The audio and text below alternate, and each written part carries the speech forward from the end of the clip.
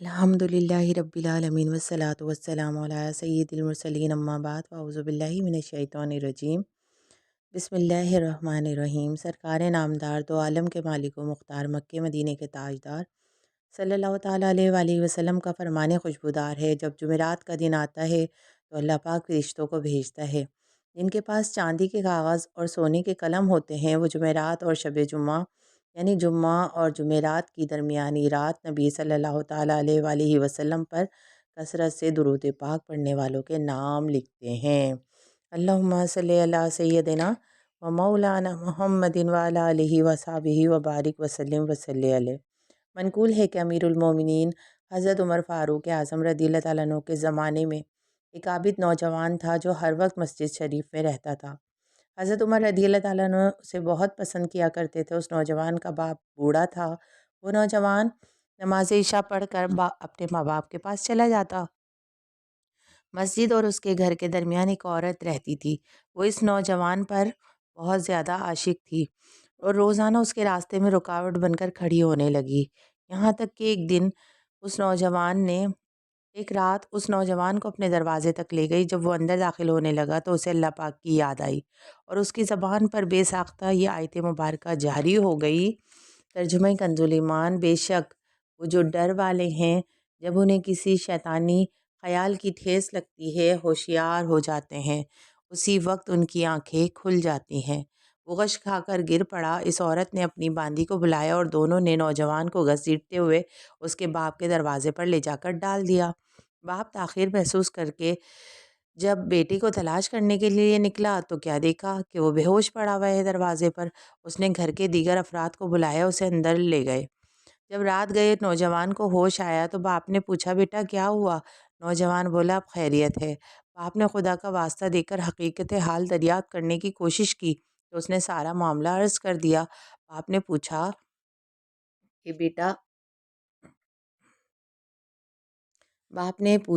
کہ بیٹا تم نے کون سی آیت پڑھی تھی؟ اس نے دوبارہ وہی آیت کی تلاوت کی اور پھر بے ہوش ہو گیا۔ جب اسے ہلا کر دیکھا تو اس کے جسم کی روح پرواز کر چکی تھی، چنانچہ اسے غسل دے کر رات میں ہی دفن کر دیا گیا۔ صبح کو جب یہ باتیں امیر المومنین حضرت عمر فاروق اعظم رضی اللہ تعالیٰ عنہ کو پہنچیں تو آپ اس کے والد کے پاس تعزیت کے لیے تشریف لے گئے اور فرمایا، آپ نے مجھے بتایا کیوں نہیں؟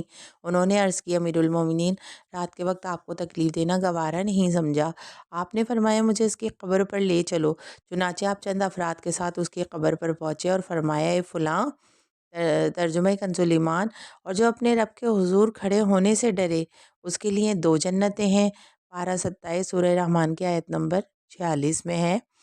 اس نوجوان نے قبر کے اندر سے کہا، یا عمر، بے شک مجھے میرے رب کریم نے وہ 2 جنتیں 2 مرتبہ عطا فرما دی ہیں۔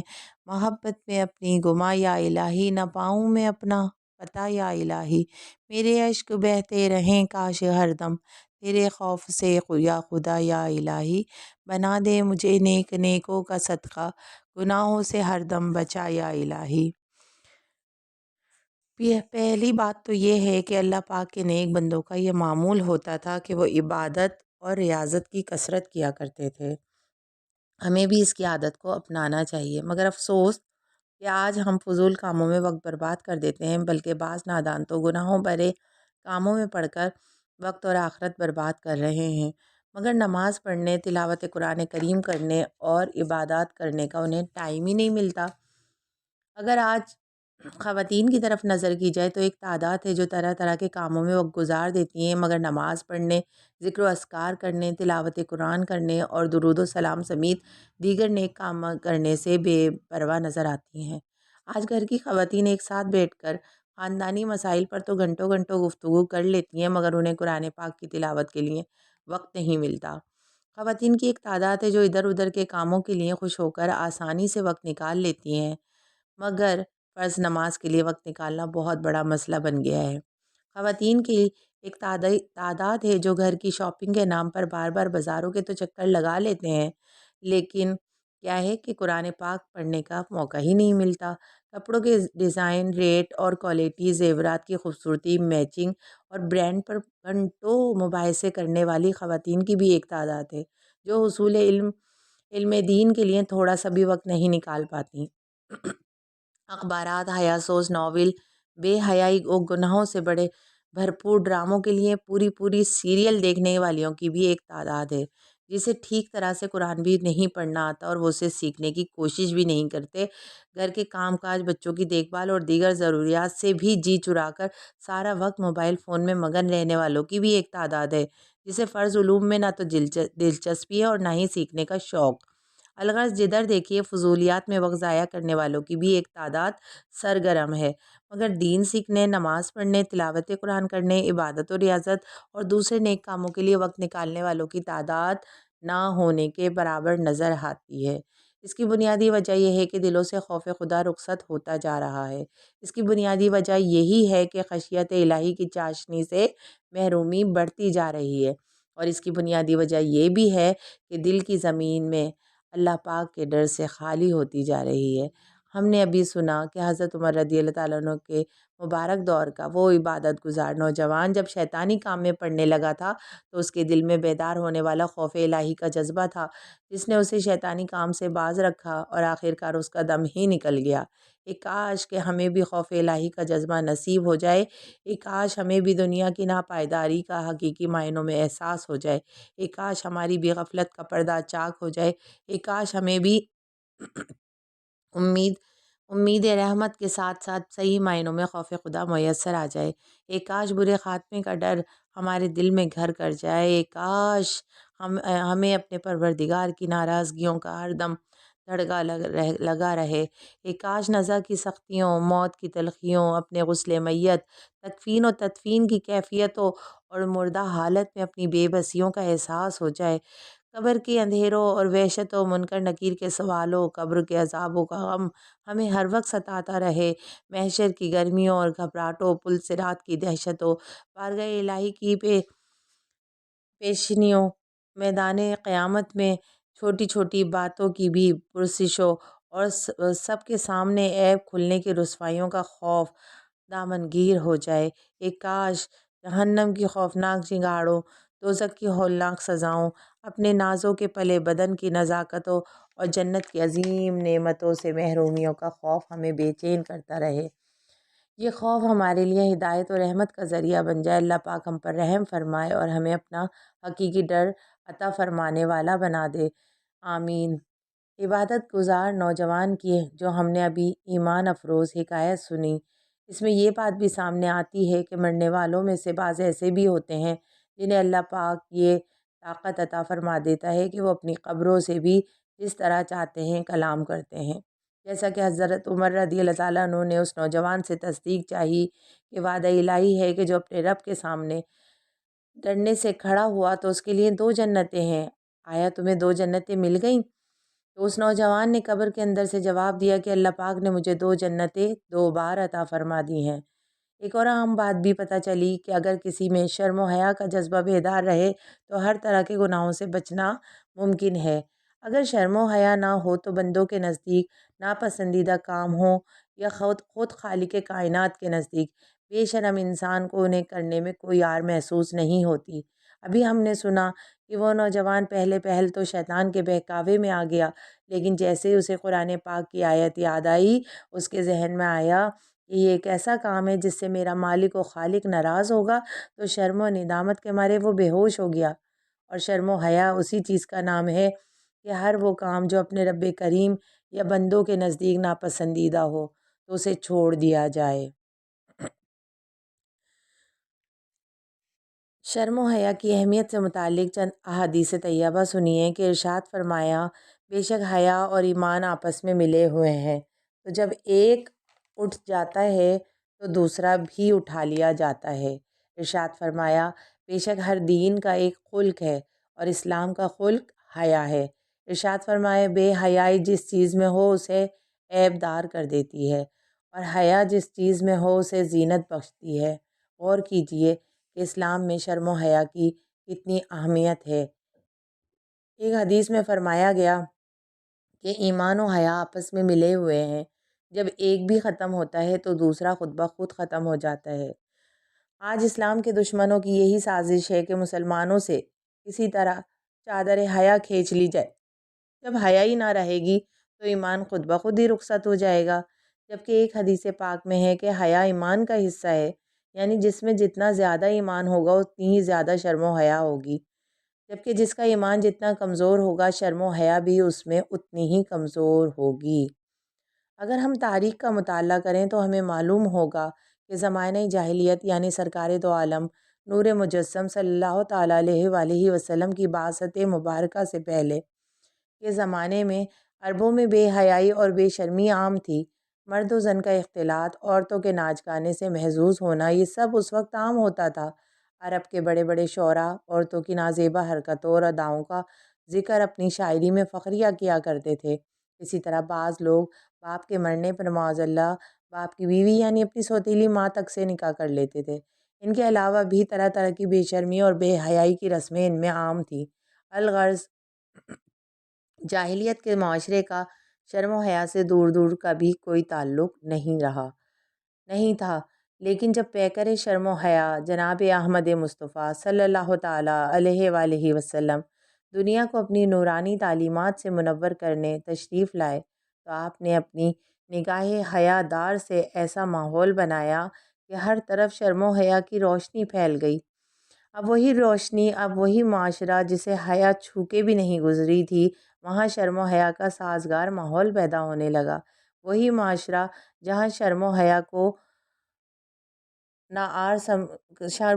کرنا عار سمجھا جاتا تھا، اب اسی ماحول میں جناب حضرت عثمان غنی رضی اللہ تعالیٰ عنہ جیسے لوگ پیدا ہونے لگے کہ جن کے بارے میں خود حبیب خدا سرور ہر دو سرا صلی اللہ تعالیٰ علیہ وآلہ وسلم نے ارشاد فرمایا، عثمان سے تو آسمان کی فرشتے بھی حیا کرتے ہیں۔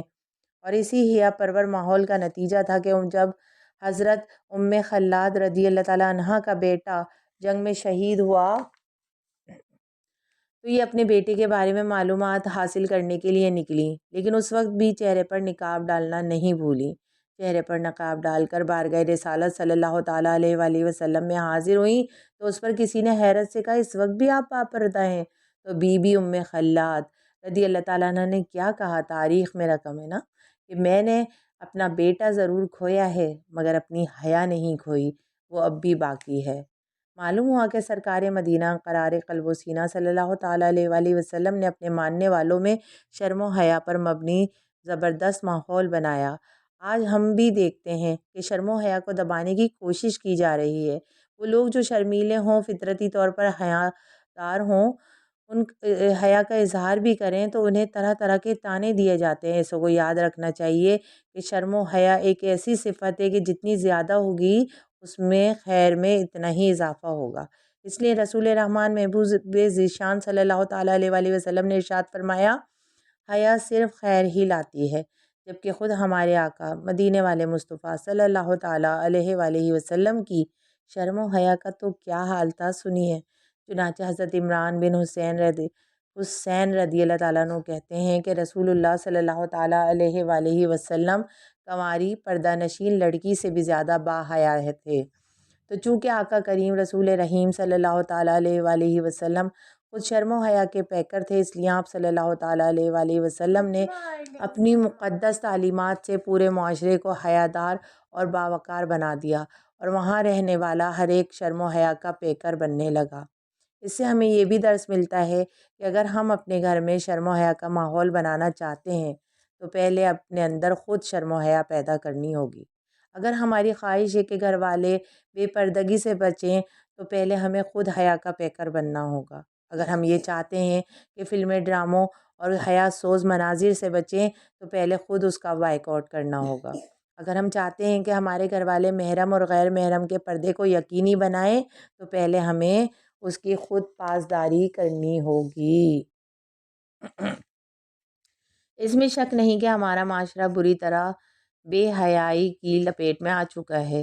فحاشی اور یعنی کی تند و تیز ہوائیں شرم و حیا کی چادر کو تار تار کر رہی ہیں اور دور جدید کی خرافات نے غیرت کا جنازہ نکال دیا ہے۔ اسلام نہاد ترقی نے بے حیائی کو فیشن کا نام دے کر میڈیا کے ذریعے گھر گھر میں پہنچا دیا اور مغرب سے آنے والی آندھی تہذیب شرم و حیا کو ختم کرنے کے در پہ ہے۔ یہی وجہ ہے کہ آج مسلم معاشرے میں بھی بے حیائی کا چلن عام ہو رہا ہے۔ آج تفریح گاہوں میں بے حیائیوں کے مناظر عام ہیں اور مزید بڑھتے جا رہے ہیں۔ آج خواتین کی ایک تعداد ہے جو شرم و حیا کی چادر کو گھر میں رکھ کر بازاروں میں سرے عام بے حیائی کو فروغ دیتی نظر آ رہی ہیں، اور وہ جو لوگ جن کی آنکھوں سے شرم و حیا کا سرما اڑ چکا ہے، وہ ایسوں کو آنکھیں پھاڑ پھاڑ کے دیکھتے ہیں۔ فلموں ڈراموں کی حیاسوز مناظر صرف ٹی وی سینما گھروں کی اسکرینوں پر ہوتے تھے، مگر آج موبائل کی سہولت نے ہر ایک کی ان تک رسائی عام کر دی ہے۔ آج اجنبیہ اجنبی کے ساتھ اکیلی ہونے میں کوئی عار محسوس نہیں کرتی، حالانکہ یہ بہت زیادہ سخت حرام ہے۔ آج اجنبی اور اجنبیہ باہم ملاقات کرتے ہیں، ایک دوسرے سے ہاتھ ملاتے ہیں، بے شرمی سے مسکراتے نظر آتے ہیں۔ آج شرعی پردے کو پرانے دور کے رواج کا شمار کیا جاتا ہے، اور مسلمان عورت بن سنور کر بنا پردے کے باہر نکلنے میں فخر کرتی ہے۔ موبائل کی صورت میں بے شرمی اور بے حیائی کو عام کرنے کا آلہ بھی ہر ایک کو تھما دیا گیا ہے۔ الغرض حالات خراب سے خراب تر ہوتے جا رہے ہیں۔ اس کا بنیادی سبب علم دین سے دوری، قرآن پاک سے دوری، اللہ کے احکامات سے دوری ہے، اور مزید بے راہ روی کو ابھارتی ہے۔ اسی علم دین سے دوری جہالت کی فراوانی کا نتیجہ ہے کہ منگنی ہو جانے کے بعد لڑکے اور لڑکی کے لیے ایک دوسرے کو دیکھنے، بات چیت کرنے، میل جول رکھنے اور شرعی رکاوٹیں ختم کر دی جاتی ہیں، جبکہ منگنی کے بعد بھی جب تک نکاح نہیں ہو جاتا لڑکا لڑکی ایک دوسرے کے لیے اجنبی اور نامحرم ہیں جیسے منگنی سے پہلے تھے۔ لہٰذا نکاح ہونے کے بعد ہی ان دونوں کے لیے ایک دوسرے سے بے حجابی و گفتگو وغیرہ جائز ہوگی۔ جب تک نکاح نہیں ہو جاتا یہ دونوں میاں بیوی نہیں، اور نہ ہی ایک دوسرے کے والدین کے لیے سسر اور ساس ہیں۔ منگنی کے باوجود انہیں آپس میں بھی پردہ کرنا ہوگا اور ایک دوسرے کے والدین سے بھی شرعی پردے کا لحاظ رکھنا ہوگا۔ بدقسمتی سے ہمارے معاشرے میں منگنی کی آڑ میں پردے سے متعلق شرعی احکامات کو پہلے سے بڑھ کر نظر انداز کر دیا جاتا ہے۔ ایک دوسرے کو نہ صرف آزادانہ دیکھتے ہیں بلکہ بات چیت، ہنسی مذاق اور تنہا گھومنے پھرنے وغیرہ کے سلسلے شروع ہو جاتے ہیں۔ یہ ناجائز و حرام ہے اور جہنم میں لے جانے والا کام ہے۔ ذہن نشین فرما لیجئے کہ منگنی ہو جانے کے باوجود بھی ایک دوسرے کے لیے اجنبی ہی ہیں، اور رسول کریم رؤوف الرحیم صلی اللہ تعالیٰ علیہ وآلہ وسلم نے فرمایا، جو اللہ اور آخرت کے دن پر ایمان رکھتا ہے وہ ہرگز کسی ایسی غیر محرم عورت کے ساتھ خلوت اختیار نہ کرے جن کے ساتھ اس کا محرم مرد نہ ہو، کیونکہ ایسی صورت میں ان کے درمیان تیسرا شیطان ہوتا ہے۔ حیا پیدا کرنے کا ایک طریقہ یہ بھی ہے کہ ہم بزرگوں کی شرم و حیا کے واقعات سنیں اور خود میں عمل کا جذبہ بیدار کریں۔ ہمارے بزرگوں کو شرم و حیا کیسی تھی؟ آئیے ضمن میں کچھ واقعات سماعت فرمائیں۔ چنانچہ اپنے زمانے کے مشہور ولی حضرت یونس بن یوسف رحمۃ اللہ تعالیٰ علیہ جوان تھے، اکثر مسجد میں ہی وقت گزارتے تھے۔ ایک مرتبہ مسجد سے گھر آتے ہوئے اچانک ایک عورت پر نظر پڑی اور دل اس کی طرف مائل ہوا، لیکن پھر فوراً ہی شرمندہ ہو کر تائب ہو گئے اور بارگاہ الہی میں یوں دعا کی، اے میرے پروردگار، آنکھیں اگرچہ بہت بڑی نعمت ہیں لیکن اب مجھے خطرہ محسوس ہونے لگا ہے کہ کہیں یہ میری ہلاکت کا باعث نہ بن جائیں اور میں ان کی وجہ سے عذاب میں مبتلا نہ ہو جاؤں۔ میرے مالک تو میری بینائی سلب کر لے۔ چنانچہ ان کی دعا قبول ہوئی اور وہ نابینا ہو گئے۔ گناہوں سے بھرپور نامہ ہے میرا، گناہوں سے بھرپور نامہ ہے میرا، مجھے بخش دے کر کرم یا الہی۔ اللہ پاک کے ولی حضرت یونس رحمۃ اللہ تعالیٰ علیہ کی نظر کا اچانک عورت پہ پڑ جانا، ان کی بینائی ختم کرنے کی دعا کرنا، بینائی کے چلے جانا انہی کا حصہ ہے۔ بہرحال ہمیں اتنا تو کرنا چاہیے کہ ہم اپنی آنکھوں کو ہر اس کام سے بچائیں جو شرم و حیا کے خلاف ہو۔ چنانچہ ایک بزرگ کا بیان ہے کہ حضرت عمر بن عبدالعزیز رحمۃ اللہ تعالیٰ علیہ محتاط گفتگو فرماتے تھے۔ ایک بار آپ کی بغل میں پھوڑا نکل آیا، ہم اس کے متعلق پوچھنے گئے تاکہ دیکھیں کہ آپ کیا فرماتے ہیں۔ چنانچہ آپ نے پوچھا کہ کہاں نکلا ہے؟ ہم نے پوچھا کہاں نکلا ہے؟ ارشاد فرمایا ہاتھ کے اندرونی حصے میں۔ اس روایت سے بھی ہمیں معلوم ہوا کہ کئی نکات ہیں کہ حضرت عمر رضی اللہ تعالیٰ رحمۃ اللہ تعالیٰ علیہ کی شرم و حیا ایسی تھی کہ بغل کا تذکرہ کرنے سے بھی کترا رہے تھے۔ ہماری ایک تعداد ہے جو باتوں باتوں میں بڑے فحش انداز میں گفتگو کرتی ہے اور خراب جملے بڑے ہی ڈھٹائی سے کہہ جاتی ہے، احساس بھی نہیں ہوتا۔ کیونکہ حضور صلی اللہ تعالیٰ علیہ وآلہ وسلم کا ارشاد عالی شان ہے کہ ہر فحش کلام کرنے والے پر جنت کا داخلہ حرام ہے۔ جبکہ حضرت ابراہیم بن میسرہ رحمۃ اللہ تعالیٰ علیہ فرماتے ہیں کہ منقول ہے کہ فحش گو یعنی بدگوئی کرنے والا بروز قیامت کتے کی صورت میں یا کتے کے پیٹ میں لایا جائے گا۔ استغفر اللہ۔ تو ابھی ہم نے سنا کہ جنت بھی اس پہ حرام ہے، ہمیں فحش گوئی سے بھی بچنا چاہیے، اور شرم و حیا اللہ تعالی ہم سب کی سلامت رکھے، کیونکہ ایمان کا حصہ ہے شرم و حیا، اور جس میں یہ نہ ہو تو اس کا ایمان بھی جانے میں خطرے میں پڑ جاتا ہے نا۔ تو اس لیے آج سے اگر ہم اپنے اوپر خود غور و فکر کریں، دوسروں کو نہ دیکھیں، اپنے آپ کو دیکھیں کہ ہم میں کتنی شرم و حیا ہے، ہم کیسے ہیں، تو اس سے ہمیں پورے بیان سے یہ سبق حاصل کرنا چاہیے کہ ہم اپنے گھر کا کیسا ماحول بنا رہے ہیں، ہم اپنے بچوں کی کیسی تربیت کر رہے ہیں، کیا ان میں شرم و حیا ہے، کیا ان کو فرق محسوس ہوتا ہے ان چیزوں کا یا نہیں ہوتا۔ تو اپنے بچوں کو بچائیں اس آگ سے، اپنے گھر والوں کو بچائیں جس کا ایندھن آگ اور پتھر ہیں، یعنی جہنم کی آگ سے بچائیں۔ آج اس دنیا میں یہ دارالعمل ہے دنیا، یہاں پہ ہم عمل کرنے کے لیے بھیجے گئے ہیں۔